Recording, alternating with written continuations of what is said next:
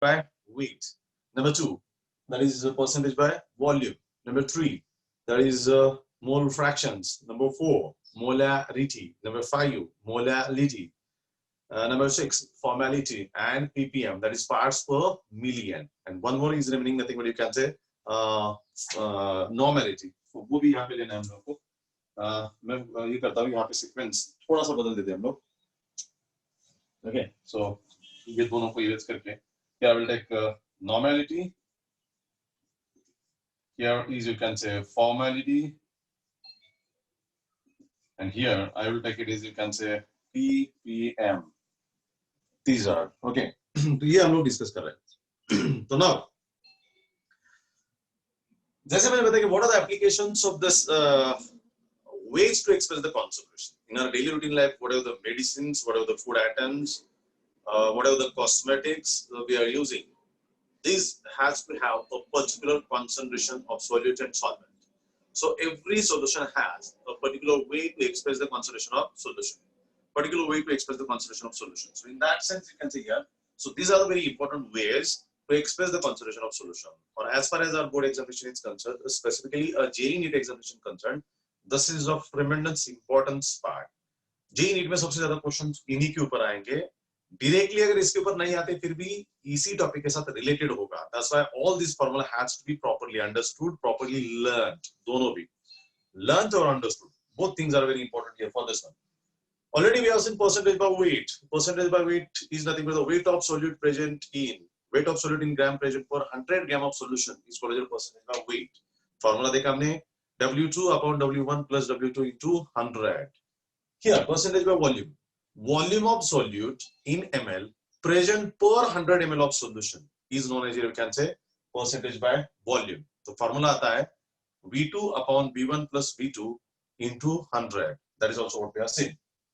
Next are the mole fractions. Mole fractions are denoted by X. We have seen that. Mole fractions are denoted by X. X represents the mole fractions. Or here we can calculate the mole fractions of solute as well as mole fractions of solvent. Okay, ये भी हम लोग calculate कर सकते हैं. So उसके आधार पर देखा, mole fraction is the ratio of number of moles of any individual component to the total number of moles comprising the solution. So beginner number 1 ऊपर क्या आता है? Number of moles of any individual component to the total number of moles comprising the solution. So numerator में जिसके calculate करने उसके number of moles और denominator में total number of moles which are present in the solution. ये उसके अंदर आता है. So उसके बाद देखा हमने x1 represent the number of mole fractions of solvent, x2 represent the mole fractions of solute. x1 is equal to n1 upon n1 plus n2 in case of binary solution. x2 is equal to n2 upon n1 plus n2 in case of binary solutions. और अगर हमारा ternary solution होगा तो x1 is equal to n1 upon n1 plus n2 plus n3, x2 is equal to n2 upon n1 plus n2 plus n3, और x3 is equal to n3 upon n1 plus n2 plus n3. ये आ जाता है हमारा, that is what we can say mole fractions. mole fraction के अंदर number of moles का formula भी matter करता है. n is equal to w by m. So n is the number of moles, w is the weight of substance, and m is the molecular weight of the substance. ये इसके अंदर आता है. Molarity और molality दोनों different concept के लिए हमने बात की. Molarity, molality. So these are totally two different concepts. We are discussing molarity already. यहाँ पे ऑलरेडी हमने जो मोलैरिटी डिस्कस किया था कि molarity is nothing but, you can से डेफिनेशन की फॉर्मेट देखते हैं तो number of moles of solute present per litre of solution और प्रेजेंट पर DM cube of solution. Okay, देखिए कभी कभी डीएम क्यूब यूज कर रहे हैं हम लोग, कभी कभी लीटर यूज कर रहे हैं. Don't get confused. कई बार बताया 1 dm cube is equal to 1 liter. 1 dm cube is equal to 1 liter. So we can say that number of moles of solute present per liter of solution is called as molarity. So using this formula or the mathematical definitions, we can convert it to the mathematical format. Number of moles of solutes are denoted by N2, and this is the volume of solution in dm cube. So N2 upon V in dm cube. But हम जानते हैं कि N2 is nothing but the number of moles of solute. और basic formula n is equal to w by m. तो n2 का formula होगा w2 upon m2. So putting w2 upon m2 here, we can see w2 upon m2 instead of n2. w2 upon m2 into v in dm cube. v in dm cube compulsory. अगर volume इन dm cube को हमें ml में convert करना है, centimetre cube में convert करना है, तो इसके वजह 10⁻³ फैक्टर आता है. वो ऊपर लेके तो 3 आता है. तो final formula is molarity is equal to W2 into 10 raised to 3 upon M2 into V, ये आ जाता है। तो capital M represent the molarity, W2 represent the weight of solute, M2 represents the molecular weight of solute, and V represent the volume of solution in centimeter cube. So this is the formula what we have seen for the molarity till date. We have discussed this part. Now let's move ahead with molality. So let's come to molality.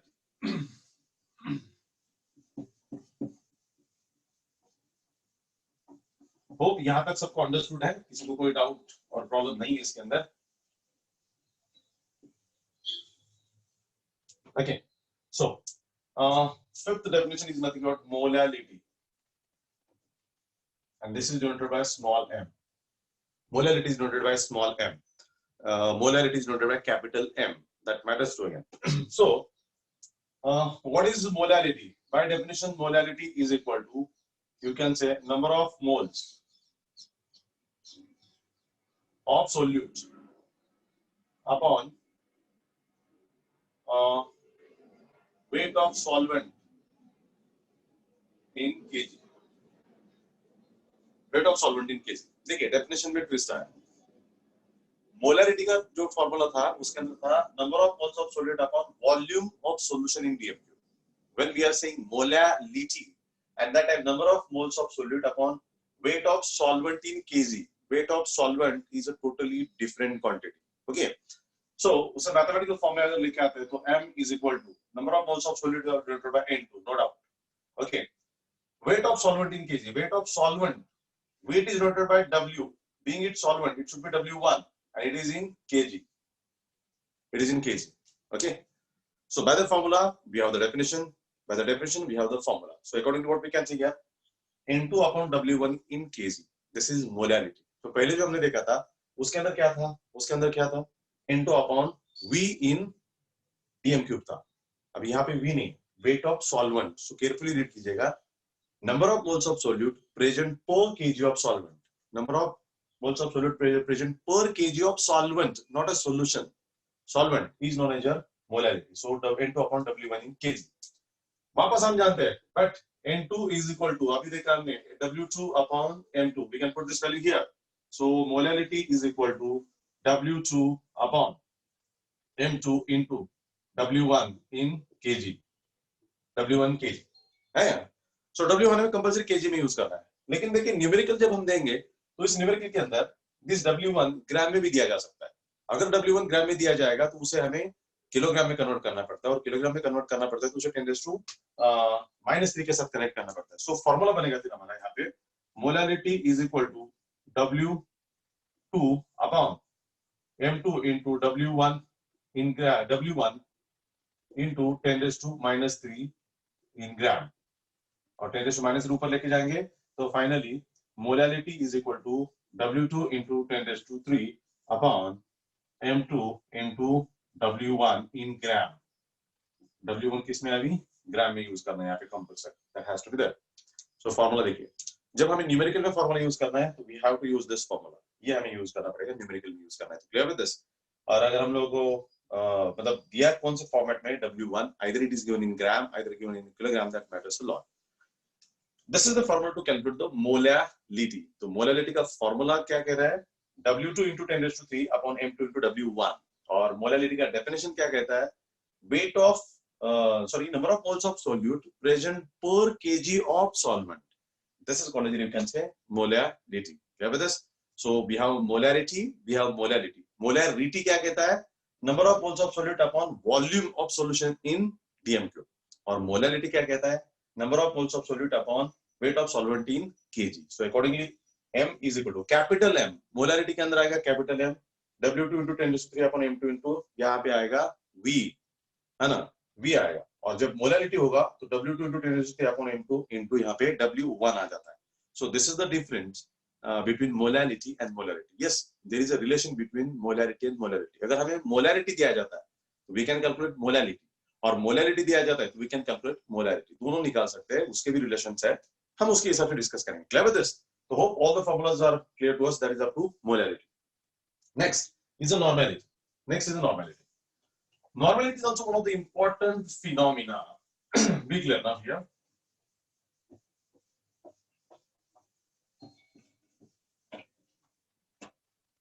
Next, sixth one is nothing but normality given by capital N. Capital M normality. Okay, अब देखिए ये term numerical point of view काफी ज्यादा important है और काफी ज्यादा थोड़ा सा उसके अंदर बेसिक्स की भी जरूरत होती है. डिफिकल्ट है नहीं, बहुत इजी है. और जितने सारे एसिड्स हम लोग लेबोरेटरी में यूज करते हैं, चाहे हमारा HCl एसिड हो, चाहे हमारा सल्फ्यूरिक एसिड हो, चाहे हमारा HNO3 हो, सारे एसिड्स के अंदर उसका कॉन्संट्रेशन एक्सप्रेस करने का सबसे कॉमन तरीका है वो नॉर्मेलिटी है. So most of the concentrations of the acids are represented in the format of normality. So ये normality सबको पता होना जरूरी है और खास करके JEE NEET point of view बहुत बहुत मैटर करता है. बहुत बार आपके सामने वो आएगा. ठीक है, सो चलो देखते हैं हम लोग क्या है ये, मतलब what is this normality. Normality के अंदर कुछ बेसिक कॉन्सेप्ट्स आएंगे, बट पहला नॉर्मेलिटी का फॉर्मूला देता हूँ, फिर उसके बाद उसके कुछ बेसिक कॉन्सेप्ट्स आएंगे, वो हम देखते हैं. So normality is noted by capital N. तो capital N must be equal to, you can say, number of moles of solute, number of equivalent weight, number of equivalent weight of solute upon volume of solution in dm cube, in or per liter, you can say. अब देखिए अभी तक के जितने फॉर्मूले देखे थे हमने, इसके अंदर यहाँ पे नंबर ऑफ मोल्स आए थे, नंबर ऑफ, और यहाँ पे आता है नंबर ऑफ इक्विवेलेंट वेट्स आता है, नंबर ऑफ इक्विवेलेंट वेट आता है.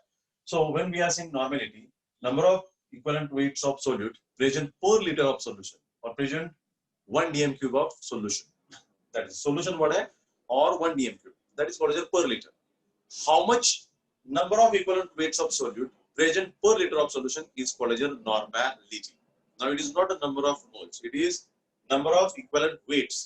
तो ये इक्विवेलेंट वेट क्या है ना, फिर उसके बाद हम number of equivalent wait discuss कर सकते हैं. तो लेट्स हैव पहले what is this equivalent wait, short form में जैसे मॉलिक्यूलर वेट लिखते हैं हम लोग, उस तरीके से हमने इक्विवेलेंट वेट लिखा है. Okay, what is this equivalent wait, ये हमें डिस्कस करना है. इक्विवेलेंट वेट समझेगा, फिर नंबर ऑफ इक्विवेलेंट वेट समझ सकते हैं, और फिर उसके बाद नॉर्मेलिटी समझ सकते हैं. तो let's come to have this equivalent weight. What is this equivalent weight? Now equivalent weight is a very very fundamental property. Every atom, every molecule has some fundamental properties like atomic weight, as like molecular weight. Same like that, we have this equivalent weight. Same like that, we have equivalent weight. ठीक है. अब equivalent weight क्या होता है? Equivalent weight क्या होता है इसमें? Suppose हम लोग हाइड्रोजन लेते हैं, हम क्लोरीन लेते हैं, सॉरी ऑक्सीजन लेते हैं, फिर हम लोग क्लोरीन लेते हैं. ये तीन एलिमेंट स्टैंडर्ड माने जाते हैं. ओके, और कोई X नाम का एलिमेंट है, कोई X नाम का एलिमेंट है, कोई X नाम का एलिमेंट है. नाउ ये जो X नाम का एलिमेंट है, इस एलिमेंट का how much part reacts with 1 part, मतलब 1 ग्राम ऑफ हाइड्रोजन, या फिर 8 ग्राम ऑफ ऑक्सीजन, या फिर 35.5 gram of chlorine, that is called as its equivalent weight. That is called as its equivalent weight. X नाम का element है, उस element का कितना ग्राम हाइड्रोजन के 1 ग्राम के साथ रिएक्ट होता है, कितना ग्राम ऑक्सीजन के 8 ग्राम के साथ रिएक्ट होता है, या तो कितना ग्राम क्लोरीन के 35.5 के साथ रिएक्ट होता है, वो उसका इक्विवेलेंट वेट माना जाता है, वो उसका इक्विवेलेंट वेट माना जाता है.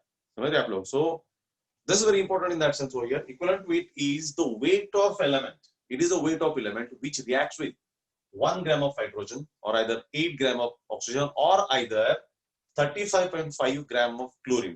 This weight is called as, you can say, equivalent weight. This is called as equivalent weight. ठीक है. So now कई सारे तरीके हो सकते हैं, कई सारे तरीके. मैं एक एग्जांपल देना चाहूंगा आपको. कॉपर का एग्जांपल देना चाहूंगा. CuO. Okay. CuO is a substance. Cupric oxide is the substance. अभी इसके अंदर आप देखते हो तो इस ऑक्सीजन का जो वेट है, इस ऑक्सीजन का जो वेट है, दिस ऑक्सीजन का weight is 16, atomic weight is 16, और इसका जो वेट है दैट इज, यू कैन से, 63 होता है. कॉपर का एटॉमिक वेट होता है 63 और ऑक्सीजन का एटॉमिक वेट होता है 60. तो अब ये क्यूप्रिक ऑक्साइड नाम का सब्सटेंस ये क्लियर करता है आपको कि 16 gram of oxygen reacts with 63 gram of copper. Okay, तो इसके 16 के साथ एक साथ 63 रिएक्ट होता है. अगर हम मानते हैं कि ऑक्सीजन का यहाँ पे 8 ग्राम है, तो ऑक्सीजन का 8 ग्राम लेते हैं, तो इसका कितना ग्राम आएगा? x ग्राम आएगा ना. तो वो मतलब कितना ग्राम आएगा, तो क्रॉस मल्टीप्लाई कर सकते हैं हम लोग. क्रॉस मल्टीप्लाई करेंगे तो कितना आएगा, x इज इक्वल टू आएगा आपका 63 into 8 divided by 60 like this one, and this comes to 31.5 31.5 ग्राम आएगा, 31.5 ग्राम। इसका मतलब ये है, यहाँ पे जो वैल्यू आएगा दिस इज नथिंग मतलब 31.5 ग्राम, 31.5 ग्राम। दिस इंडिकेट्स दैट ऑप्शन के 16 ग्राम के साथ 63 ग्राम रिएक्ट होता है, तो ऑप्शन के 8 के साथ कितना ग्राम होता है, 31 ग्राम। सो कॉपर का 31.5 gram is equivalent wait. Copper का 31.5 ग्राम ऑप्शन के 8 ग्राम के साथ रिएक्ट होता है, और इसीलिए इस वेट को कॉपर का इक्विवेलेंट वेट कहा जाता है। ये स्टैंडर्ड है, ये स्टैंडर्ड है। दूसरा एक एग्जांपल लेते हैं, HCl हाइड्रोजन क्लोराइड। इसके अंदर देखिए हाइड्रोजन का वेट है 1 ग्राम और क्लोरीन का वेट है 35.5 ग्राम।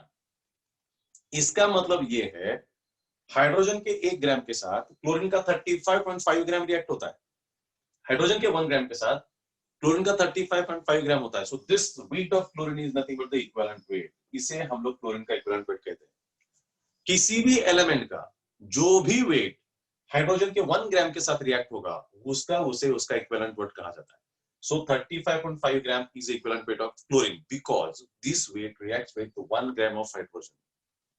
अभी प्रॉब्लम है कि सारे एलिमेंट्स हाइड्रोजन के साथ रिएक्ट नहीं होते, इसलिए ऑक्सीजन लाया गया, और भी सारे एलिमेंट नहीं होते इसलिए क्लोरीन लाया गया। तो ऑलमोस्ट हमारे पीरियोडिक टेबल में जितने सारे एलिमेंट्स है ये तीनों के साथ रिएक्ट होते हैं। तो अगर हाइड्रोजन के साथ रिएक्ट होना है तो 1 ग्राम के साथ रिएक्ट होना पड़ेगा, ऑक्सीजन के साथ रिएक्ट होना है तो 8 ग्राम के साथ रिएक्ट होना पड़ेगा, और क्लोरीन के साथ रिएक्ट होना है तो 35.5 ग्राम के साथ रिएक्ट होना पड़ेगा। सो दिस इज वे। सो ये जो x नाम का एलिमेंट है, इस x का जो भी वेट हाइड्रोजन के 1 ग्राम के साथ या फिर ऑक्सीजन के 8 ग्राम के साथ या फिर क्लोरीन के 35.5 ग्राम के साथ रिएक्ट होगा उसे उसका इक्विवेलेंट वेट कहा जाएगा, उसे उसका इक्विवेलेंट वेट कहा जाएगा। Clear with this? So this is what we can say equivalent weight. तो इक्विवेलेंट वेट का डेफिनेशन ही है, आप चाहे तो लिख भी सकते हो और लर्न तो करना पड़ेगा आपको। इक्विवेलेंट वेट बहुत ही फंडामेंटल प्रॉपर्टी, खास करके JEE NEET point of view. जिन्हें इक्विवेलेंट वेट का डेफिनेशन नहीं आएगा वो most of numerical miss out करेंगे, ध्यान रखिएगा, बहुत इंपॉर्टेंट है। So what is equivalent weight? It is the weight of element, it is a weight of element which either reacts और डिस्प्लेसेस। या तो रिएक्ट होना है या तो डिस्प्लेस करना है। The weight of element which either reacts और displaces 1 parts by weight of hydrogen, 1 parts by weight of hydrogen, either 8 parts by weight of oxygen or either 35.5 parts by weight of chlorine. This is called as you can say equivalent weight. So x element का equivalent weight उतना होता है। जैसे कि मैंने बताया कि copper का equivalent weight 35, कॉपर का एटॉमिक वेट 63 है, बट उसका equivalent weight की बात करते हैं तो 35.5 है। So 35.5 gram reacts with 8, isn't it? और एक एलिमेंट के दो equivalent weight हो सकते हैं। हाँ, एक ही एलिमेंट के अलग अलग इक्विवेलेंट वेट भी हो सकते हैं, वो आपको कुछ न्यूमेरिकल के साथ, कुछ एक्सेप्शन के साथ आपको पता चलेगा। Clear with this? So this is equivalent wait. किसी भी एलिमेंट का इक्विवेलेंट वेट क्या होता है? तो weight of elements which either reacts और displaces 1 part by weight of hydrogen, 8 part by weight of oxygen or 35.5 parts by weight of chlorine is called as equivalent weight. So this definition is clear, equivalent weight. Now thing is that हमें equivalent weight का definition ये fundamental है, ये इस chapter का part नहीं है, fundamental है, इसलिए मैंने आपको बताया। ठीक है ना? हमें एक्चुअली यहाँ पे नंबर ऑफ इक्विवेलेंट वेट चाहिए। We want a number of equivalent weight. तो नंबर ऑफ इक्विवेलेंट वेट कैसे निकाले जाते हैं? तो number of equivalent weight is equal to weight of substance divide by is equivalent weight. जैसा नंबर ऑफ मोल निकालते हैं उसी तरीके से नंबर ऑफ मोल्स में क्या निकालते हैं हम लोग? n is equal to w by m। तो number of mole is equal to weight divide by molecular weight. उसी तरीके से यहाँ पे number of equivalent weight is equal to weight of substance divide by equivalent weight. जो भी substance है उसका वेट यहाँ पे और उसकी इक्विवेलेंट वेट निकालेंगे, that will get a number of equivalent weights of substance, और वो यहाँ पे रखेंगे पर लीटर, तो मिलेगा हम लोगों को नॉर्मैलिटी, विल गेट नॉर्मैलिटी। अभी इक्विवेलेंट वेट निकालने का एक फार्मूला है। इक्विवेलेंट वेट के कई सारे फार्मूला हैं। इक्विवेलेंट वेट एसिड के लिए अलग से निकाला जाता है, इक्विवेलेंट वेट बेस के लिए अलग से निकाला जाता है, सॉल्ट्स के लिए अलग निकाला जाता है, तो अलग अलग तरीके से। लेकिन एक बहुत कॉमन और छोटा फार्मूला है, equivalent weight is equal to atomic weight divided by valency of that substance। ये फंडामेंटल फॉर्मूला है। ये जितने सारे फॉर्मूले मैं दे रहा हूँ these are very fundamental formula जो एक्चुअली स्कूल लाइफ में हो चुके हैं आपके, स्कूल लाइफ में या तो अर्लियर क्लासेस में। सो दैट्स व्हाई ये फॉर्मूला आपको लर्न करनी है। इस चैप्टर में नहीं मिलेंगे, आपको कहीं भी नहीं मिलेंगे। हियर इट इज एक्सपेक्टेड कि आपको ये सारे फॉर्मूले आते हैं, इस आधार पे चलते हैं। तो अगर आपको आते हैं तो अच्छी बात है, नहीं आते तो अभी कर लीजिएगा, because it's important. So in that sense इसलिए मैं कल से थोड़ा सा चैप्टर के बाहर के कुछ टॉपिक ले रहा हूँ, लेकिन इसके सिवाय ये चैप्टर नहीं समझेगा, समझ रहे? So in that sense normality का फॉर्मूला ये है, number of equivalent weights of any substance upon volume of solution in dm cube. और इक्विवेलेंट वेट का डेफिनेशन अभी बताया मैंने। इक्विवेलेंट वेट निकालने का ये फॉर्मूला है atomic weight divide bye valence, और नंबर ऑफ इक्विवेलेंट वेट निकालने का फॉर्मूला है weight of the substance divide by its equivalent weight. अब इसका एक एग्जांपल लेते हैं, देखिए एग्जांपल लेते हैं हम एल्यूमिनियम का एग्जांपल लेते हैं। एल्यूमिनियम का इक्विवेलेंट वेट कैसे निकालेंगे? Equivalent weight of aluminium is equal to atomic weight of aluminium का एटॉमिक वेट है 27, एल्यूमिनियम का एटॉमिक वेट है 27, and what is the valency, this valency of aluminium.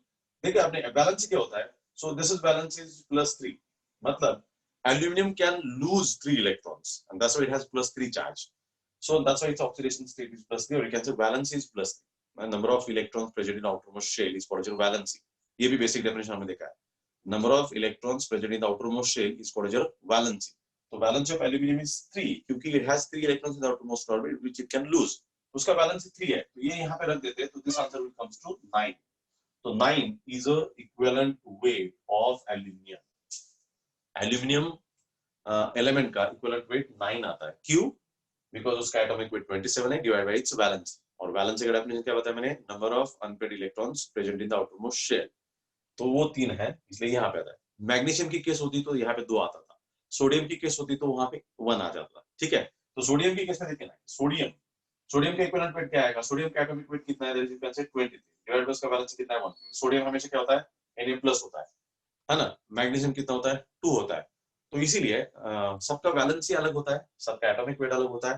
Basic formula है atomic weight divide by valency, तो by using this formula we can calculate equivalent weight, by using this formula we can calculate number of equivalent weights, by using this formula we can calculate normality, all these are related with each other. Actually हमारा इस book का ये formula है, but इस फार्मूले के लिए 2-3 basic फार्मूले जो अर्लियर इसमें एक्सपेक्टेड है हमारे डन हुए, नहीं तो हमें करना है, क्लियर विद दिस, उस हिसाब से आ जाता है।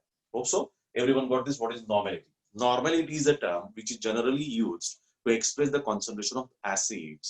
Laboratory का टॉपिक रिलेट कीजिए, आप लोग गए थे 11th स्टैंडर्ड में लैबोरेटरी में, लैब में आपने HCl देखा हुआ है, लैब ने आपने HNO3 देखा है, और आपने H2SO4 भी देखा हुआ है, और उनका कॉन्सेंट्रेशन नॉर्मेलिटी में एक्सप्रेस किया जाता है। सो वंस अगेन नॉर्मेलिटी का डेफिनेशन है number of equivalent weights of solute present per liter of solution is called as normality. Normality is denoted by capital N, and capital N is nothing but number of equivalent weights upon volume of solution in dm cube.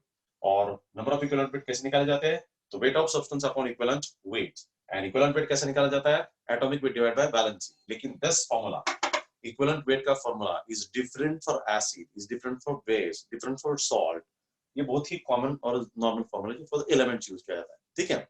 So that is what we can say, this is the normality. So this is what we can say, sixth way to express the concentration of solution, normality.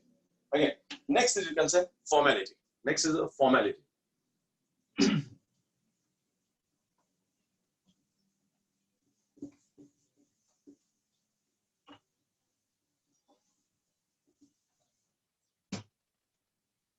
Then you can say seventh, it is formality. Formality is denoted by F. Formality is denoted by F. ऐसा बोला जाता है जैसे हम लोग बोलते हैं 1 normal solution, 2 normal solution, 0.2 normal solution, उसी तरीके से 1 formal solution, 2 formal solution, 2.3 formal solution, 0.1 formal solution, ऐसा भी एक तरीका होता है। ओके, हम कभी कभी ऐसा नॉर्मल दोस्तों को भी बोलते हैं ना, this is the word what we use in our social life, daily routine life, formality. Here it's a scientific word, formality, है ना? और this is related with the ways to express the concentration of solution, formality. Now formality कब आता है? देखिए formality का formula दे दो, formality is denoted by F. F is equal to formula mass upon volume of solution in dm cube और litre, ये formula है। तो फॉर्मूला समझ में आया? So formula is equal to formula mass of the substance divide by volume in litre या फिर DM cube. सो ये ऑलमोस्ट नॉर्मेलिटी की तरह है या फिर मोलरिटी की तरह है, बट थोड़ा थोड़ा डिफरेंस आता है। मोलरिटी में number of moles per litre है, नॉर्मेलिटी में इक्विवेलेंट वेट्स पर लीटर है, और फॉर्मेलिटी में formula mass present per litre of solution है। formula mass present per liter of solution. एक लीटर solution में कितना formula mass present है, that indicates the formality. अभी है formula mass और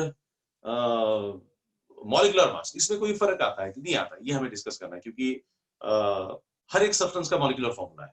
तो हम क्या मॉलिक्यूलर फॉर्मूला का मास यहाँ पे रखेंगे और फिर उसके हिसाब से हम लोग पर लीटर पुट करेंगे, that will calculate the formality, ये हमें डिस्कस करना है। तो ये फॉर्मेलिटी टर्म बहुत ही रेयरली यूज किया जाता है, बहुत रेयरली यूज किया जाता है, और बहुत ही कम सब्सटेंसेस के लिए यूज किया जाता है। से फॉर एग्जांपल सोडियम क्लोराइड, कुछ सॉल्ट है, सोडियम क्लोराइड जैसे कुछ सॉल्ट है, सोडियम क्लोराइड का मॉलिक्यूलर फॉर्मूला NaCl है, इसका कोई प्रूफ नहीं है। ओके, गारंटी के साथ नहीं कह सकते कि सोडियम क्लोराइड का फॉर्मूला NaCl ही है, यही एक फॉर्मूला है, क्योंकि this is the substance which exist in the crystal format, वो क्रिस्टल फॉर्मेट में एग्जिस्ट करता है। जिस तरह के हम लोग मीथेन मॉलिक्यूल कह सकते हैं CH4, जिस तरीके से ऑक्सीजन मॉलिक्यूल कह सकते हैं O2, जिस तरीके से अमोनिया कह सकते हैं NH3, उस तरीके से ये जो सॉल्ट्स है, कुछ सॉल्ट्स है, उनके केस में ऐसा नहीं कह सकते कि उनका मॉलिक्यूलर फॉर्मूला NaCl है। ओके, भले आज हम लोग लॉजिकली और थोड़ा सा प्रैक्टिकली कहते हैं कि सोडियम क्लोराइड का फॉर्मूला NaCl है, but it is not true always. The reason behind that, NaCl do not exist as NaCl. Sodium chloride ये NaCl जैसा एग्जिस्ट नहीं करता है एक्चुअल में, प्रैक्टिकल में ऐसा होता है, every sodium is surrounded by chlorine molecules, chlorine atoms, and every chlorine is surrounded by sodium atoms. Almost every sodium, ये आपने सॉलिड स्टेट के अंदर भी डिस्कस किया हमने face centre cubic unit cell में, है ना। every sodium is surrounded by 8 atoms of chlorine, और every chlorine is surrounded by 8 atoms of sodium. ये एक्चुअल उनका रियलिटी होता है। अब देखिए, हर सोडियम 8 क्लोरीन से सराउंडेड होता है, और हर क्लोरीन 8 सोडियम से सराउंडेड होता है। तो chlorine surrounded by sodium and sodium surrounded by chlorine, इस टाइप का सिनेरियो मिलता है, और वो है 8:8, और 8:8 के कारण 10 रेशियो कम्स टू 1:1, है ना।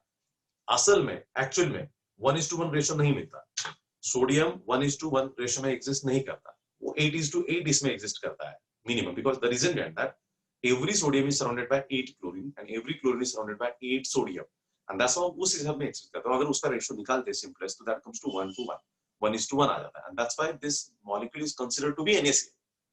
That's why the molecule is considered to be NaCl. Practically this molecule doesn't exist in this manner. समझ में आप लोग?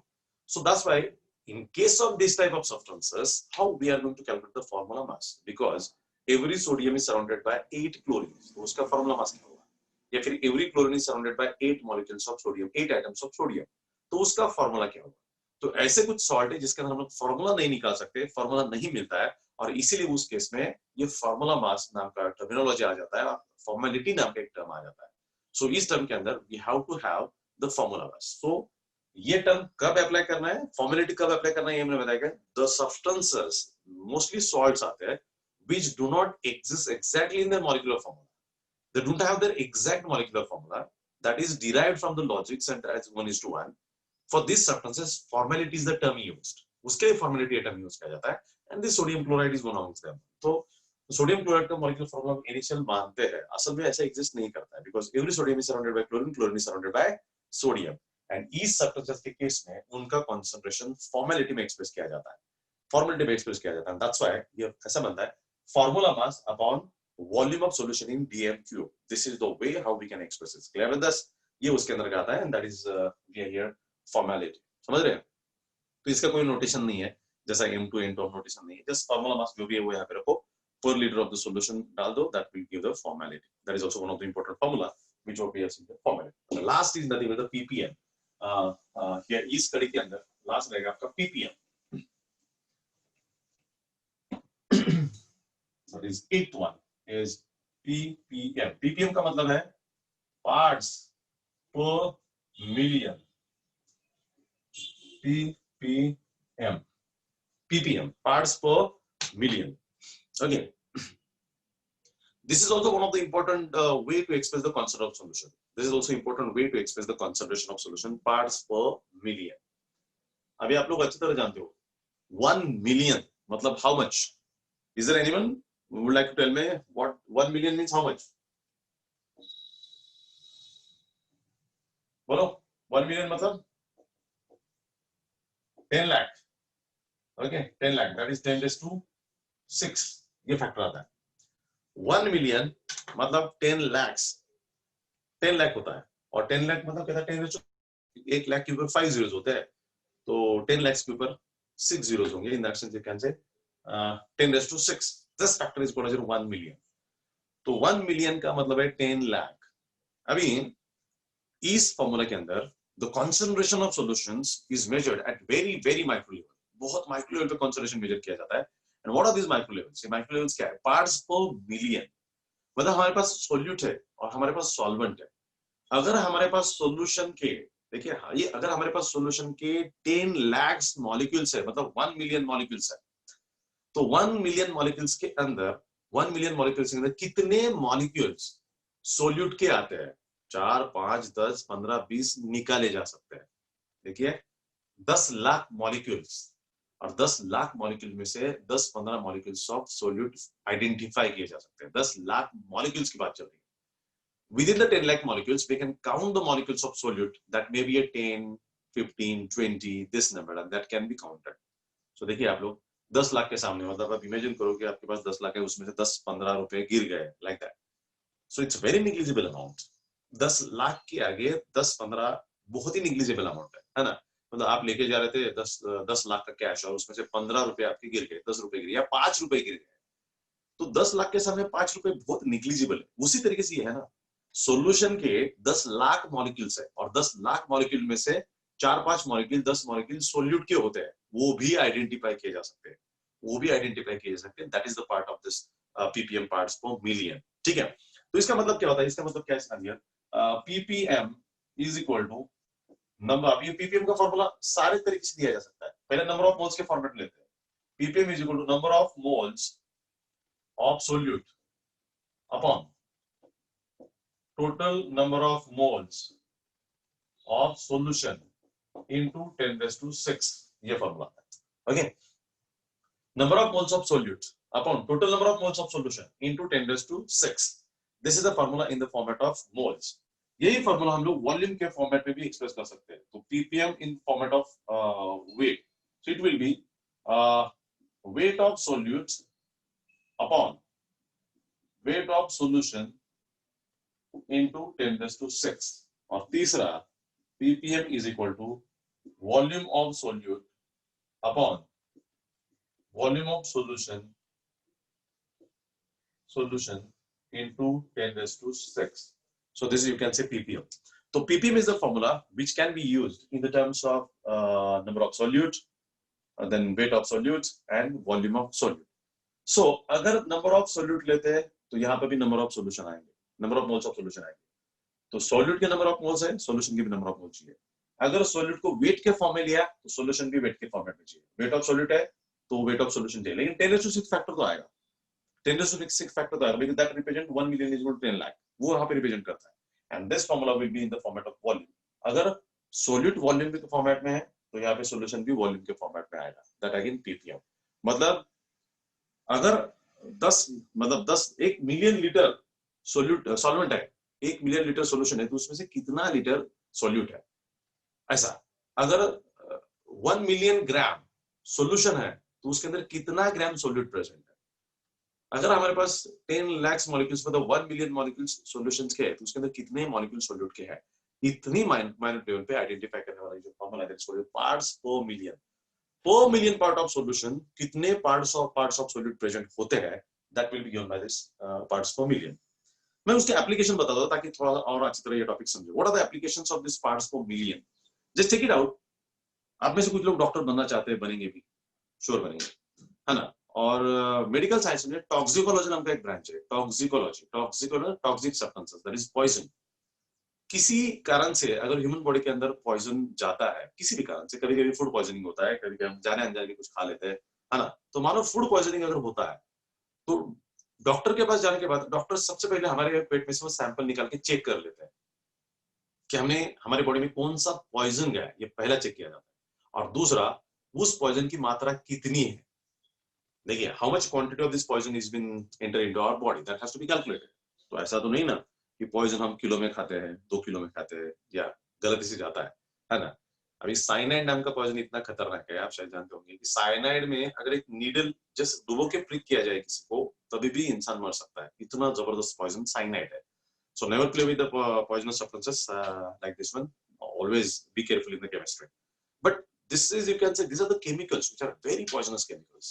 So ऐसे chemical substances जब हमारे बॉडी में, तो कोई भी पॉइजन जब हमारे बॉडी के अंदर चला जाता है, तो कितनी मात्रा में हमारे बॉडी के अंदर चला गया है, अकॉर्डिंगली वो ट्रीटमेंट डिजाइन होता है. And that's why we need to know how much amount of this poison has entered into the body of humans or any of the organisms. That has to be identified. और उसके लिए ये सबसे तरीका, right तरीका है, parts per million. हमने जितना खाना खाया था उसके अंदर कितना पार्ट्स पॉइजन का था, दैट कैन बी आइडेंटिफाइड. इसलिए हम लोग जानते हैं कि पोल्यूशन भी पार्ट्स पर मिलियन में बताया जाता है. पोल्यूशन एक्सप्रेस करने का तरीका भी पार्ट्स पर मिलियन होता है, क्योंकि पोल्यूशन के अंदर lead particle, carbon particle, smoke के कई सारे पार्टिकल्स ये एयर के अंदर एंटर करते हैं. Pune city is also most polluted city, हम अच्छी तरह जानते हैं. काफी पोल्यूशन हो चुका है पुणे के अंदर भी. सो ये जो पोल्यूटेंट्स है उसके अंदर लेड पार्टिकल्स होते हैं, जो पुरानी गाड़ियों से निकलते हैं, लेड पार्टिकल्स होते हैं, कार्बन पार्टिकल्स होते हैं. तो ये कार्बन पार्टिकल की टोटल एयर के अंदर कितनी मात्रा है, अगर हम लोग 1 मिलियन लीटर इतना अगर एयर लेते हैं, तो उसमें से कितने कार्बन पार्टिकल अलाउड हो सकते हैं जो नॉन पॉइजनस हो सकते हैं, और कितने नहीं हो सकते, that has to be calculated parts per million में. तो अगर आप लोग ये जो बताने वाले सेंटर्स होते हैं जो एयर के बारे में, पोल्यूशन के बारे में हमें बताते हैं, तो वहां से देखेंगे तो पार्ट्स पर मिलियन एक तरीका होता है टू एक्सप्रेस द कॉन्सेंट्रेशन. तो air quality parts per million में एक्सप्रेस की जाती है ना. पुणे सिटी में कई जगह बोर्ड लगे हुए हैं, आप देखते हो केयरफुली, तो उस बोर्ड के ऊपर लिखा होता है कि इतना पार्ट्स, ये इतना पोल्यूशन है या पोल्यूटेंट्स है. वो कितने अलाउड होते हैं और कितने नहीं, वो हमें देखना है, because that is also a different level which is decided by the science. Clear? But these are the different ways to express the concentration of solutions. Now see, इस टॉपिक के ऊपर मैंने थोड़ा सा ज्यादा टाइम लिया है और थोड़ा स्लो लिया है. The reason behind that, these are very fundamental formulas which needed to solve the numericals here in the chapters or some other chapters too again, especially for the JEE or NEET. And that's why all this formula has to be understood, concept has to be understood, and formula has to be learned. दोनों चीजें हैं. Clear? So first we are saying that is percentage by weight. Percentage by weight का definition क्या है? The weight of solute in gram present per 100 gram of solution. And उसका formula क्या देखा हमने? W2 upon W1 plus W2 into 100. What about this percentage by volume? इसका formula हमने देखा, इसका definition देखा हमने. That is volume of solute in ml present per 100 ml of solution. इसको लेते हैं percentage by volume. और उसका formula क्या देखा हमने? V2 upon V1 plus V2 into 100. Mole fraction. It is the ratio of, पहला definition फिर formula. It is the ratio of moles of any individual component to the total number of moles comprising the solution. और x1 क्या होगा? n1 upon n1 plus n2. x2 क्या होगा? n2 upon n1 plus n2. Molarity. What is molarity? Molarity is number of moles of solute present per liter of solution. So that is, you can say, finally देखा था हमने n2 upon v in dnp. Molality, number of moles of solute present per kg of solvent. Per kg of solvent. That is called as molality. So n2 upon w1 in kg. Normality, number of gram equivalent weights, so number of equivalent weights of solute upon volume of solution in dm cube. That is normality. Normality के अंदर equivalent weight, number of equivalent weight कैसे calculate करना है, ये basic formula. Formality, it is applied to the particular substances whose molecular formula is not been completely defined for them. So formality is formula mass present per liter of solution. Formula mass present per liter of solution is called a formality. And ppm, that is number of parts of solute present per million parts of solution. Number of parts of solute present per million parts of solution is called as parts per million, and that can be expressed in number of moles solute, that is weight, and you can say volume. So this is what we can say. So this is the topic what we are saying, and that is the way to express the concentration. Right from tomorrow we'll continue with colligative properties here in this chapter. That is second section of this chapter. First chapter section is over. See you tomorrow with second section of the chapter. Thank you very much. See you tomorrow. Thank you, sir. Yes, welcome.